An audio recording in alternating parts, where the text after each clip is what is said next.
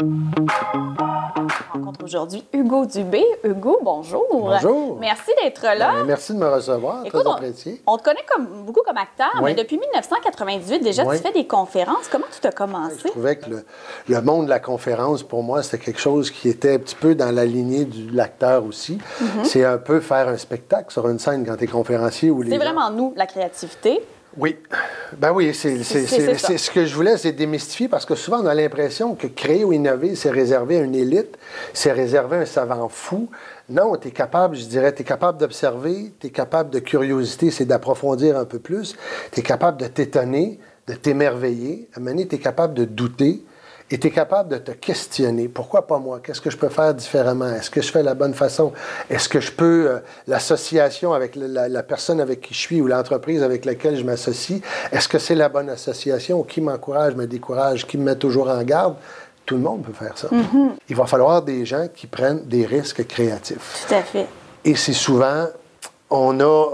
c'est difficile de prendre des risques créatifs parce que tu t'exposes à la critique, tu t'exposes à ce que j'appelle les tueurs d'idées. C'est une bonne idée, mais c'est pas dans ta tâche, on n'a pas les budgets. Sortir être dans l'inconfort créatif. Oui. Et l'inconfort créatif ne veut pas nécessairement dire toujours être en situation d'adaptabilité où tu vas casser en deux. C'est pas ça le but.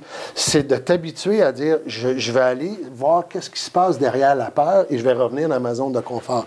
Et c'est de faire des sorties, entrées, sorties, entrées. Sortir de sa zone de confort, ça te prend des gens qui te confiance mentalement, physiquement, spirituellement. Ça te prend des gens où tu te retrouves dans un lieu où tu dis, ici, j'ai confiance où je me retrouve.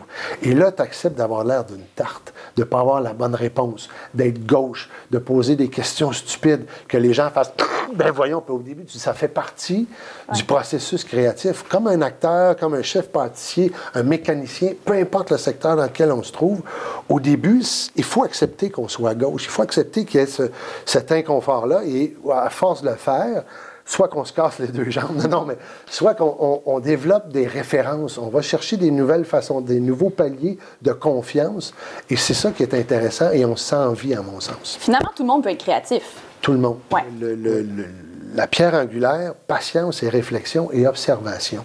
Et là, les choses peuvent commencer à s'enclencher.